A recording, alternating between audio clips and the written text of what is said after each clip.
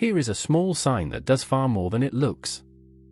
A sharp written in front of one note does not just raise that single note.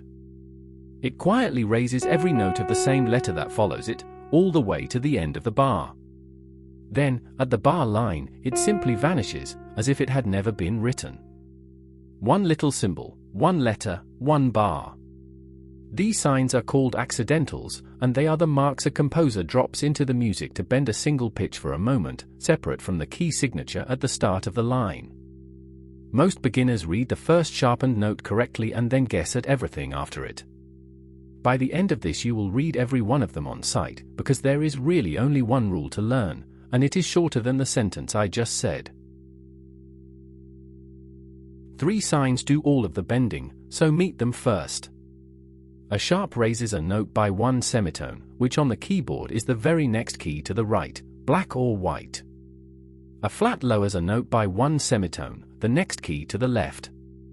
And a natural cancels either one and sends the note back to its plain lettered pitch, the white key it started on. Let your ear hear each of them. Here is plain F, sitting on its white key. Now here is F sharp, one key to the right, a little brighter and higher. You can hear it lift. Now a flat, on a different letter. Here is plain B, and here is B flat, one key to the left, a little lower and softer. And the natural is the undo button. Drop a natural on that F sharp and it falls back to plain F. Drop one on that B flat and it climbs back to plain B. Raise, lower, cancel. That is the entire toolkit, and every accidental you will ever meet is one of these 3. Now the part that almost everyone reads wrong. An accidental does not belong only to the note it stands in front of. It carries forward through the rest of the bar, silently, with no further signs. Picture a single bar with 4 F note heads in it, one after another. A sharp is written in front of the first F, and nothing at all is written in front of the other 3. The instinct is to play the first one sharp and the rest plain, because only the first one carries a symbol. That is exactly the mistake the bar rule fixes. Inside this bar, every F is sharp. The written sharp set the rule, and the rule holds for the whole bar. Listen to all 4 note heads in order. Every one of them sounds F sharp, even though 3 of them carry no sign of their own. One written sharp colored the entire bar, and that is the heart of how accidentals work. Then the bar line wipes the slate clean.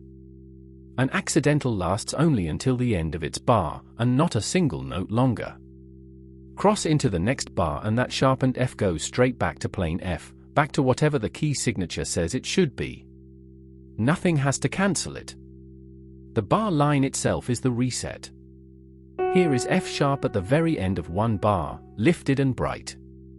And here is the same letter at the start of the next bar, dropping back down to plain F. Listen to the 2 of them side by side and you can hear the pitch fall between the bars.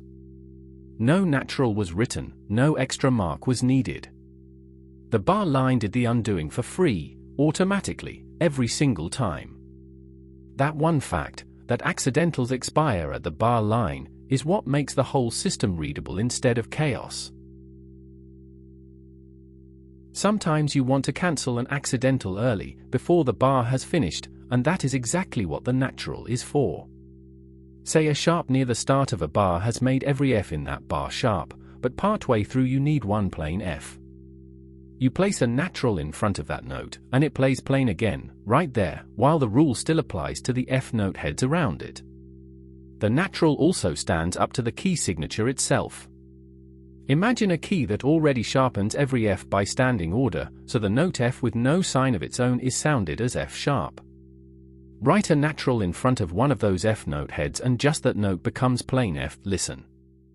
Here is the F the key signature sharpened for you, and here is the same note with a natural in front of it, pulled back down to plain F or whatever raised or lowered a note, an accidental in the bar or a sharp in the key signature. The natural always means the same thing, return this note to its plain letter.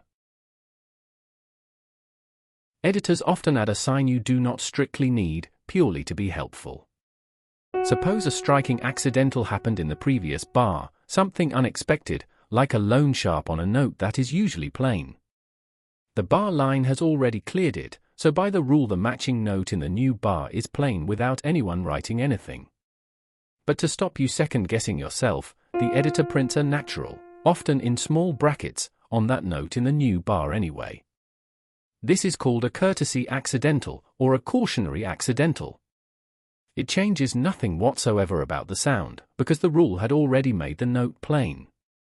It is purely a reminder, not a new instruction. Think of it as a note in the margin that whispers, yes, this one really is plain again, you read it correctly, carry on. When you see one, do not hunt for a hidden change. There is none. It is a kindness from the editor. Now let us read a genuinely tricky bar out loud and name every true pitch as we go. The key is plain C, so there are no sharps or flats standing at the front of the line to begin with. In the first bar a sharp lands on the first F.